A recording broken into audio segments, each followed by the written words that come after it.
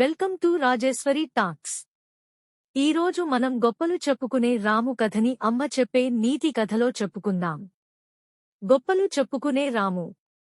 ఒక గ్రామంలో రాము అనే చిన్నవాడు ఉండేవాడు. నేను గొప్పవాడిని, నేను ఏదైనా చేయగలను అని ఎప్పుడూ చెప్పేవాడు. కానీ నిజంగా ఏ పనీ చేయడు. ఒకరోజు ఉపాధ్యాయుడు పిల్లలందరినీ ఒకచోటకు పిలిచి రేపు చెట్లకు నీళ్లు పోయాలి అని చెప్పాడు.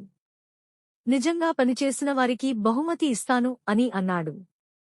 ఆ తర్వాత రోజు పిల్లలందరూ కష్టపడి చెట్లకు నీరు పోశారు. కాని రాము ఎవరికీ సహాయం చేయలేదు, సోమరిలాగా నిలబడి ఉన్నాడు. అది గమనించిన ఉపాధ్యాయుడు రాముతో సానుకూలంగా చూసి, మాటలే కాదు, మన చేతలు పని ముఖ్యం అని చెప్పారు. ఆ రోజు నుండి రాము తన తప్పు తెలుసుకుని మంచిగా పనులు చేయాలని వాగ్దానం చేశాడు. ఈ కథలోని నీతి: మాటల కంటే చేతలు గొప్పవి. మాటలు మాత్రమే కాదు, నిజమైన పనులు మన సత్తాను చూపిస్తాయి. మనం చేసిన పనే మన గురించి చెప్పుతుంది. హాయ్ పిల్లలు, ఈ కథ మీకు నచ్చితే మరిన్ని కథలు కోసం ఛానల్ని సబ్స్క్రైబ్ చేసి షేర్ చేయండి.